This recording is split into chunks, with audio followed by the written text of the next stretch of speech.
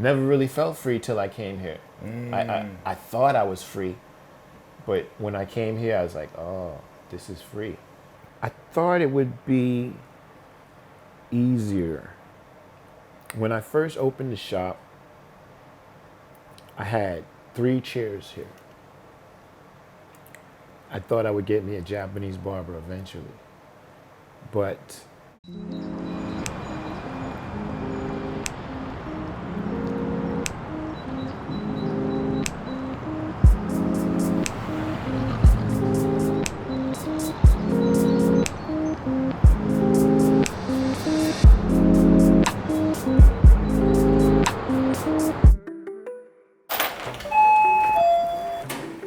hey, welcome.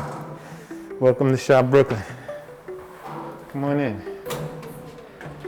This is the shop, you know, it's where the customers come to feel at home. Got the chessboard over here. Got the TVs. The art was done by a friend of mine, at least this piece, and this piece. And the piece at the front door was done by a friend of mine, Nelson Cabon. I think I'm saying his last name. I hope I'm not butchering it. I think I'm saying it right. But Nelson is a Puerto Rican brother from New York as well. And he offered to paint me something special for the shop, which I'm very grateful for. And this is nothing special, just something to keep the shop from looking empty. One of my clients, he won the basketball championships last year, and those are the sneakers that he wore. He was the MVP. This ball, one of my clients, Rui Hachimura, he's been coming here since college, but he signed that when he got signed to the NBA. Another client of mine was here going to architectural school, and he gave me this when he left. And you know, just a little something to keep the shop from looking empty. Got the mask on, trying to be compliant with the COVID-19 rules and whatnot. The black decor, I love black. If I could wear all black every day, don't get the hat twisted. I love black. The first shop I ever worked at, it was black, and I loved it. This painting over here, this is a real roti shop in Brooklyn called Ali's. This is Junior's. They have famous cheesecake in Brooklyn. And this picture basically depicts the Caribbean Day parade that goes on every summer. Actually, it's Memorial Day. So yeah, this is where I work. This is where it goes down. Shop Brooklyn, Tokyo. The customers wait here. Actually, the customers are all over the place, bro. The customers are sitting in the wash chair. The customers are sitting on the couch. Some of the customers are standing up. Depends on how many people's here, you know. I try to keep it to a minimum. We don't want more than 3, maybe 4 people waiting. So try to keep it to a minimum. 1 in the chair, 3 people waiting. But sometimes, you know, depends on the day. Guys just come through to hang out. Hasn't been too much of that since COVID. Not much, but it's home. And like to come here every day and do my thing, make a living, try to make a difference in Japan for the brothers that's here. So if you need a good haircut, come on down to Shop Brooklyn, don't hesitate.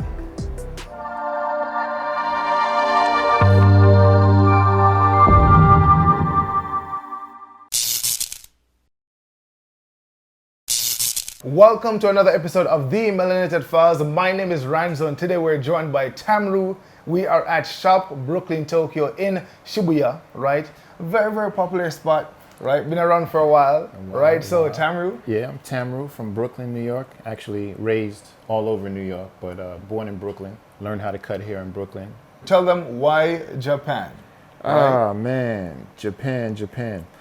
Actually, when I started cutting hair again, I had stopped for a while. But when I got back into cutting hair, Japan just seemed like the natural choice. You know, I've been here many times. At the time, my roommate in New York was Japanese. I had a lot of Japanese friends. So it was almost like my second home. It wasn't as strange as it might seem. You know what I mean? I felt comfortable coming here. I had been coming here for some time, off and on over a few years. So it was just like a natural choice. Let me try it here. So why did you decide to open a barbershop in Tokyo, Japan? Ain't a lot of black people in Japan. Why? You know, I knew there was enough of us here. So I knew the service was needed. And I wanted to leave the States. A New Yorker in New York, there's nothing special about that. You know, I wanted to take New York and the barber game on the road. And I had been here many times, off and on over the years. I had a head start with the culture, the language. It wasn't so foreign to me anymore. And so it seemed like the natural choice. It was like almost like a second home. I felt comfortable moving here. Okay, so what was, I guess, the reason for visiting Japan in the beginning? That. I had a roommate, and we put together this project, and we wanted to do a radio show called New York Street Flavor. So Murasaki Japan and, Murasaki Sports and Filai Japan sponsored us, and we did a radio show that we actually did in New York, but it only aired in Japan.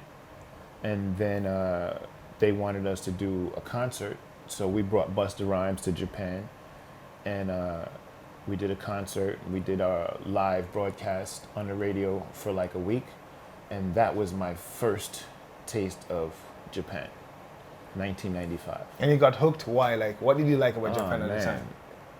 It's safe, man. It just felt like, so this is how it feels. This is how it feels not to worry, to walk the streets, nobody bothering you, the police not bothering you. Yeah.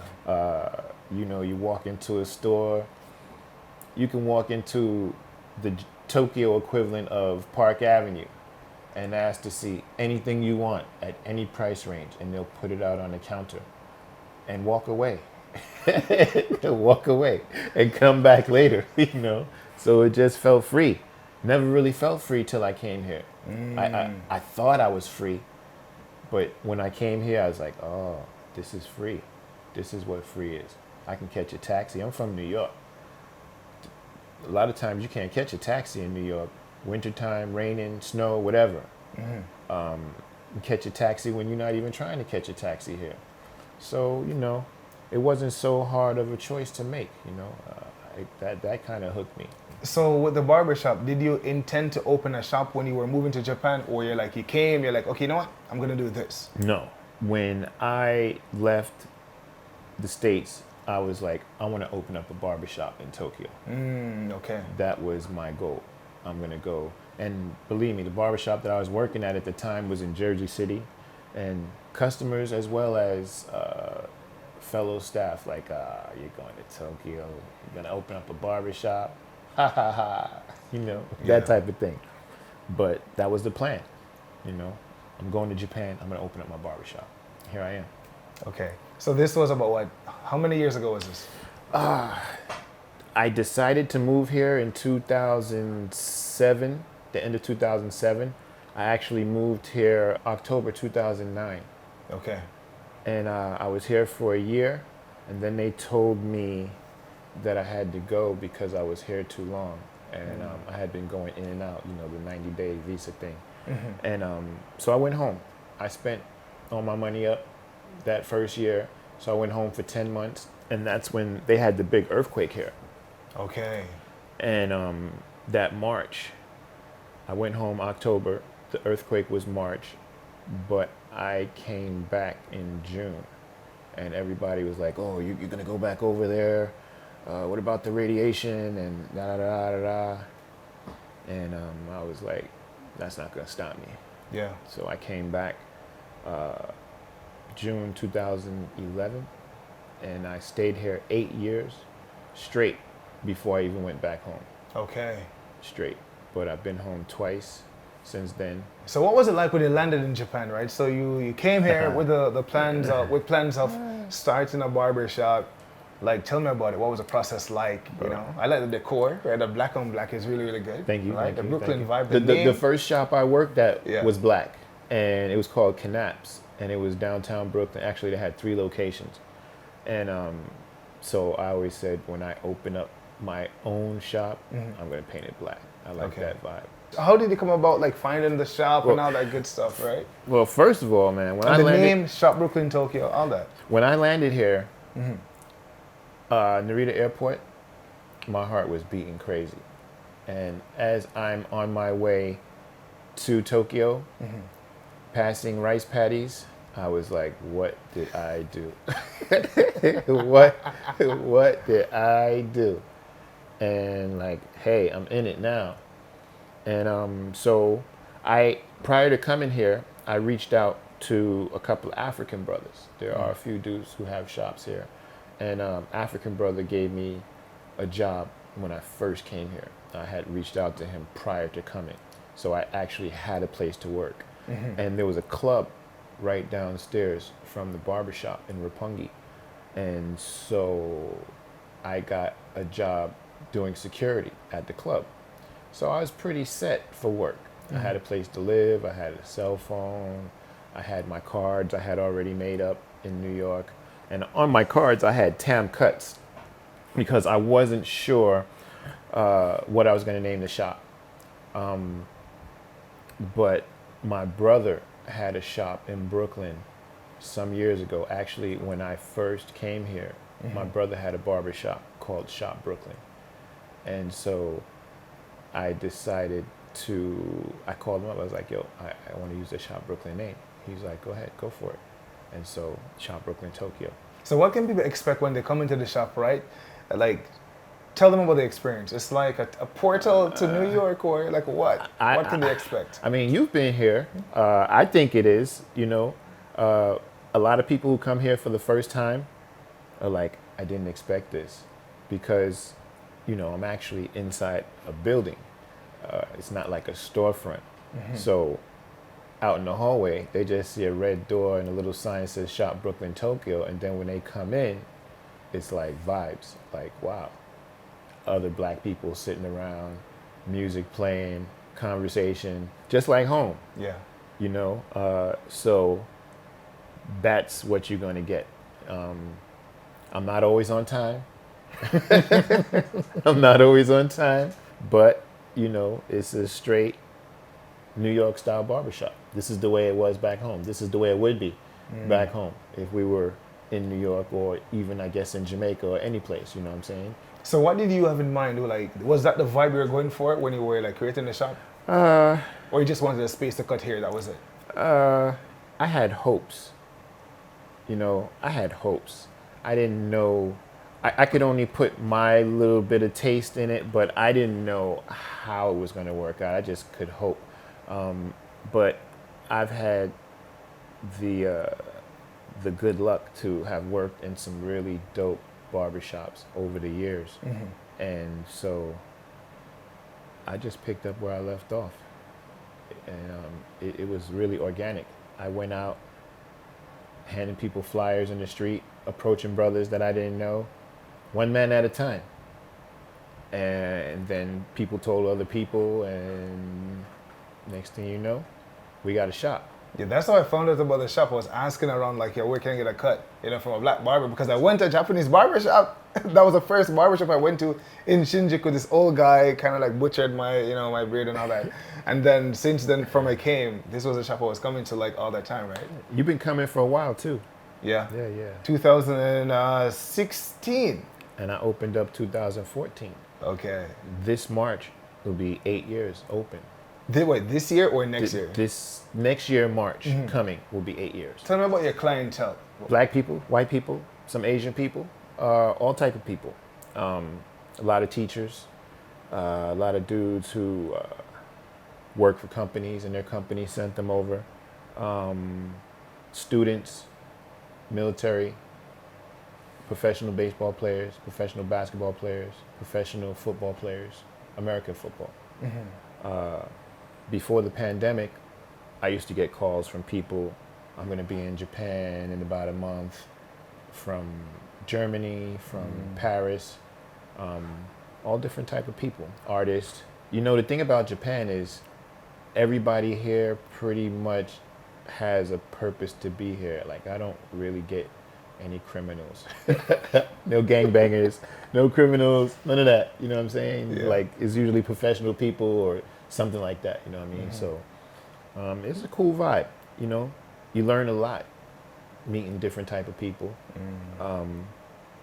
And I'm blessed. I'm blessed, you know. I'm still going. The pandemic, nothing really turned out the way it was supposed to. I was expecting like the Olympics to be really dope. I was gonna have Olympic athletes in here, but that didn't go down. But anyway, I still have good support. My people come through, and hopefully I can hold on. Hopefully this pandemic thing don't go on too much longer. You know, it's not good for anybody's business. Indeed. You know. So what's the difference, like running a barbershop in Tokyo versus Brooklyn? Once I come through these doors, there's no difference. The slight nuances are, brothers don't get haircuts every week here. Back home, everybody's looking fresh every week. So you kind of like forced, like, I got to go to the barbershop. Here, most of my clients are once a month. I have some guys who come every week, but once you come in the shop, it's the same. It's the shop. Actually, opening the shop was issues, red tape, different hurdles I had to jump over. But once I got the shop open, you know, my landlord, I'm the first and only foreigner in this building. And thank God I haven't had any problems with any of my neighbors. I'm cool with all my neighbors. And actually, everybody on the block has embraced me. I'm part of the block. I never had my landlord knock on the door, no complaints, no anything. So it's cool. My landlord told me when I first came to rent the spot, he looked me up and down. And like I said, I'm the only foreigner in the building. He said, I'm going to rent you the place because I want to see what you can do. And 8 years later, I'm here, you know. Okay. And he sees 7-footers coming in. He sees baseball players coming in. He asked me, hey, was that such and such? I'm like, yeah, you know. So it's cool. I'm glad it worked out, you know what I mean? So he can see what I can do. I'm still trying to see what I can do. It's not over yet, you know, So what was the process like? Maybe give us a little quick snapshot or just a summary of like some of the red tapes you had to overcome. Oh, man. Licensing. First, just finding a person who would rent to a foreigner. That's first of all. Second of all, you want to do what? A barbershop? You're going to cut hair? You know, so that was another thing. There were places that they were like, oh, you can't do this, you can't do that, you can't put in the sink. And then just going to different offices, city offices, to obtain different licenses and stuff like that. Like, people would look at me like, first of all, nobody wants to speak English, even if they speak a little English. So when you walk into the office, they're all looking at each other like, I'm not going to do it. You go do it. You know what I'm saying? Like, so but they come up and they start helping. And fortunately, my wife was able to help me, and she works wonders. Once they start talking to her, 10 minutes later, everybody's smiling. She's got everybody wrapped around her finger. And now they're jumping over hurdles to get what we needed. Okay. So she was very instrumental in getting this done, you know, because my Japanese is nowhere near enough. And she just has a charm that was needed to get me in the door. So what has your black experience been like, right? You touched on it a little bit earlier, right? Brooklyn and Tokyo are two very different places. Like, Very different places. Like, what has your black experience been like? In Japan? Yeah. Oh, man. Black experience in Japan. It's like sometimes most of the time, first of all, every day I'll leave the house, I still can't believe I'm in Japan. That's first of all. Every day. It never goes away, that feeling. Like, people getting ready for work, people saying good morning to you, the grind, I'm taking my son to school. I'm seeing other people on mama cherries, you know, the bikes with the little kid. I'm riding the mama cherry, and the seat is too low, so I'm looking crazy. I'm looking crazy on the mama cherry, but I take my son to school, and you kind of forget you're black. You don't forget you're black, but you know what I mean? It's not an issue. You being black is not an issue until occasionally it's an issue. You know, somebody drunk or something like that. But I can't really say that me being black has been much of an issue here in Japan. You know, it's more that you're a foreigner.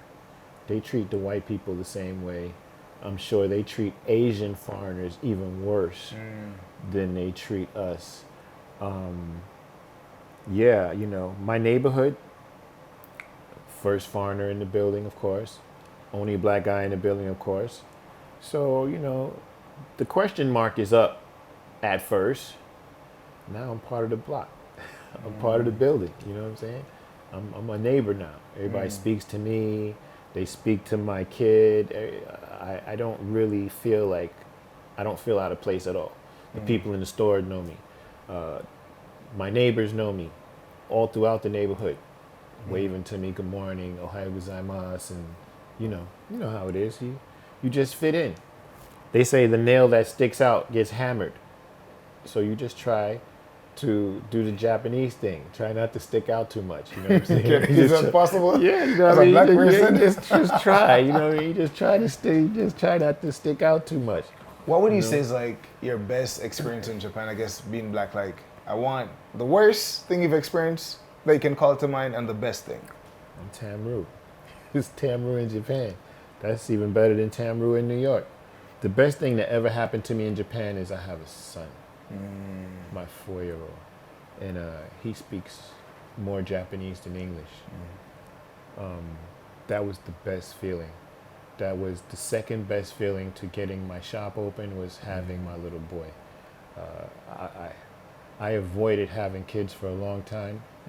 I wish somebody had told me it was the best feeling ever. The worst thing? I don't think the worst thing in Japan happened to me because I was black. You know, I had an accident on the bicycle that I caused. I guess that was because I was being stupid. You know what I'm saying? So the worst thing that happened to me in Japan had nothing to do with my color. I haven't really experienced discrimination here. Of course, I've been places where they'd be like, you speak Japanese? And if you don't speak Japanese, and they don't speak English, all the menus is in Japanese, you know? But I also have a place that I always go to. And the first time I went with a Japanese person. And I'm like one of the only foreigners that go in this place. And the owner, when I come in, everybody looks and he's like, oh, yes, okay, daijoubu. He lets me in. And yeah, so, I mean, I feel that more people here are willing to give you a chance than not give you a chance because of your color of your skin. So more opportunities in Japan than in the States, you think? Or? Not necessarily. Okay. Not necessarily. Not at all, actually. But opportunity is what you make of it. You know? If you see something and you want to do something and you see that you can get in, you have to make the most out of that opportunity. Of course, doing this in the States would have been a lot easier. I would have a lot more clients. One thing I have a problem here is client retention. People leave. People only here temporary. Where back in the States, I might cut a 14-year-old's hair. Next thing you know, he's graduating college. Next thing you know, he's getting married. I'm still cutting his hair. You know, here, most of my clients are just here for a little bit, although there are people who live here like me, you know. I'm not passing through. I actually live here, you know what I mean? So there's that.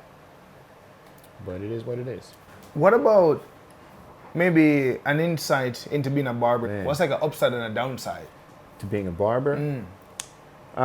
My downsides to being a barber is you gotta work on Saturdays in the summertime when everybody else is out having fun, going to barbecues or doing activities. Like even here, that window over there is all I see. When I come in here in the morning, especially on a Saturday, it's nice, sunny. Next thing you know, it starts getting dark. People have had full days. By the time I get off work, sometimes it's 11 o'clock at night. It's just time to go home. It's not time to do anything. I don't go out to clubs anymore. I just want to go home and see my son actually when I leave here. So being a barber is dope though. I can go any place. And now that tools are cordless, I could literally go any place and start working tomorrow. I cut straight hair, curly hair. To put it blunt, I can cut white people's hair, black people's hair, Asian people's hair. So I can literally go any place I want on the planet Earth and start working like a chef, you know? So if there's a need for a barber, I can go there. I meet so many different type of people. I've actually met more famous people here because I'm the only American barber in Tokyo, maybe on mainland Japan. There's a couple brothers in Okinawa from the States cutting hair, but other than that, I'm the only American. There's another brother maybe near one of the Navy bases. There ain't many of us, and we're spread out. So I've met all type of famous people, more professional athletes than I could shake a stick at. Rappers, singers, people come to town to do shows, concerts, and they find their way here. So back home, you know, you just another barber, even though you have your clientele and your people think you're special. There's so many different places for people to go to. Okay, you touched on some of the things that you do to people's hair, like, you know, you cut like straight hair, curly hair. Like, what are some of the services that people can expect when they come into your shop? Haircut, shave, all in one. I don't charge extra for a shave. I charge 4,000 yen, which is the equivalent, like $40. I can twist locks. And that's about it. I used to wash hair, but I didn't get as many people who wanted to get their hair washed, and so I kind of phased that out. Although if somebody wants to get their hair washed, I have a sink and I can do that. But yeah, just regular barbershop biz. You can expect to get a good haircut. You can expect to get a haircut like you would get back home. You're not getting oh, this is better than nothing haircut. You're getting a haircut with like, damn, he might be better than my barber back home haircut.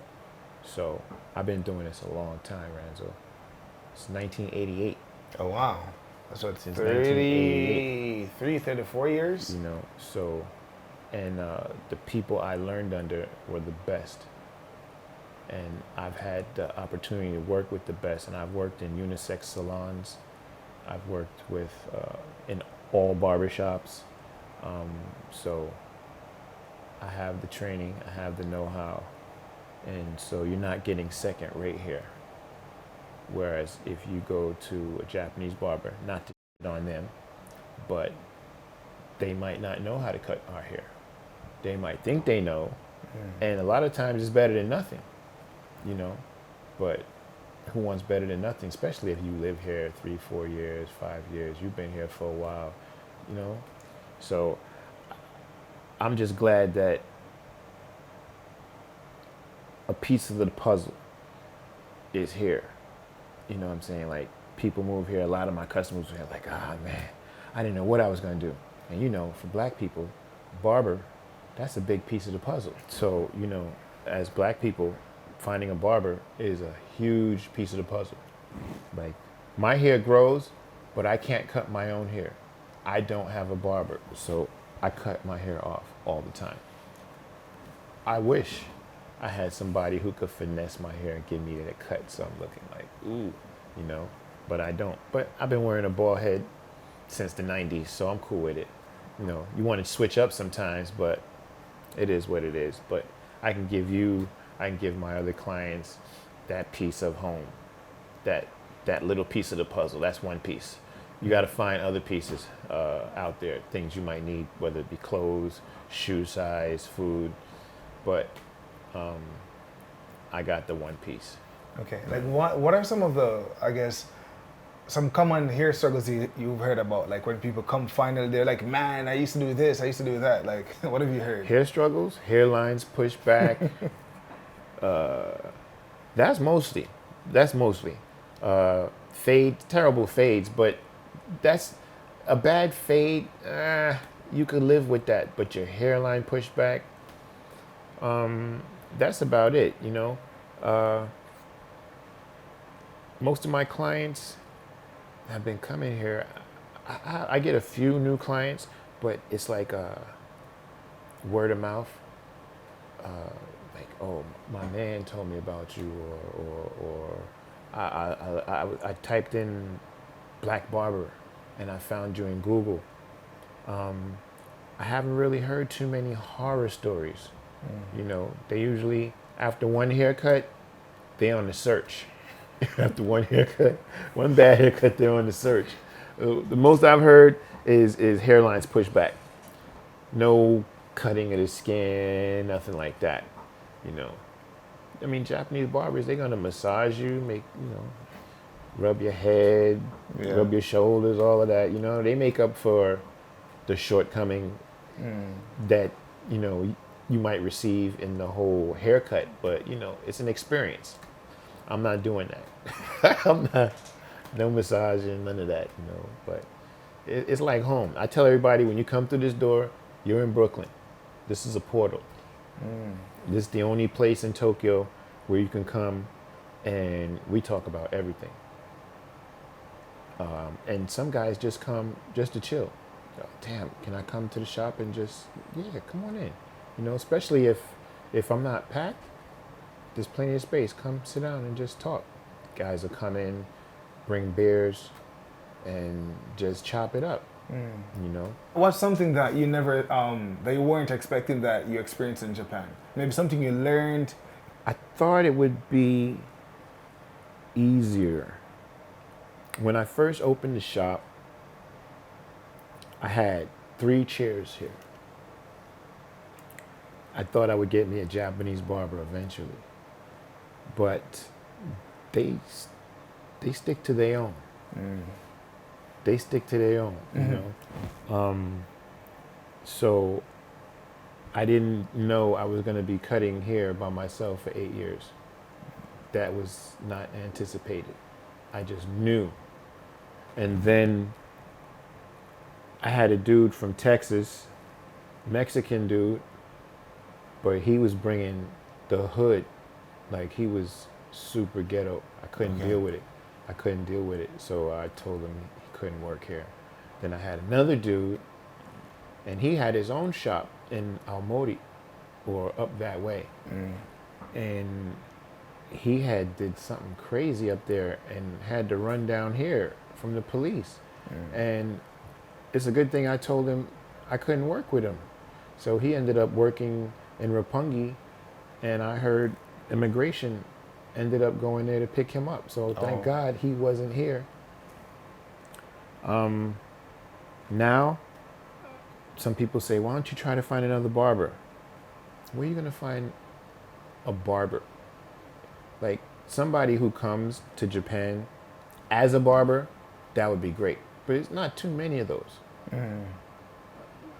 Those 2 guys were, but they were out of bounds. So are you looking, like, would you, if No. someone came? No. I mean, I don't know. If a guy came and he was older and he had a family and he had stuff to lose, yes, I would make space. Okay. But no young guys. I haven't had any problems with my neighbors, and I don't want any problems. I want to know if I'm not here and there's another barber here, he's going to treat the shop as I would treat the shop. He's not going to do something here that I wouldn't do here, because this is how I feed my family. This is how I take care of my clients, So I'm kind of set being here by myself. I'm not saying that I wouldn't do it, but it would have to be Someone the circumstances. special. The circumstances would have to. The stars would have to align perfect for that to happen. What's next for Shop Brooklyn Tokyo that you want the people to know about? Oh man, next for Shop Brooklyn Tokyo. Well, I have another room that I've been scheming on for a little bit here, and I want to have sneakers and some baseball caps, some gear, some jewelry. So I'm working on that now, and hopefully we can get that going soon. I want to thank you for coming by and showing some love. I'm here if you need a good haircut. Shop Brooklyn Tokyo. Hopefully, God willing, I'll be here. Hopefully this pandemic will be over and Tokyo can get back to normal. And Shop Brooklyn Tokyo can get back to normal. And the world can get back to normal. We need that. Yeah. We need that. That's it, man. Where can they find you online? Like, where can people find the shop? Where's it located? Google. And where can they find you online? Google Shop Brooklyn Tokyo. Google best barbershop in Tokyo. It's a lot of things you can Google. I'm on Facebook, Shop Brooklyn Tokyo. I'm not really on top of my Instagram game like I should be, but after this interview, I will. I will put my Instagram together and get that right. And but Google Shop Brooklyn Tokyo, appointments only. At least one day ahead of time, people should call and make their appointment. And that's it. All right. So you guys heard it here, right? If you come, let him know. Listen, Ranzo sent me from this interview, right? Let him know. All y'all people, let him know that you came here from the interview. Maybe they get like a 5% off, or I don't know, or not. Or not. I don't want to push it. We'll work something out. Right? So, Tamru, thank you so much for your time. Thank you so much. Appreciate it. No problem, man. Guys, thank you so much for watching. If you enjoyed this interview, please give it a big thumbs up. And remember to subscribe to this channel for more videos like this. Until next time, bye for now.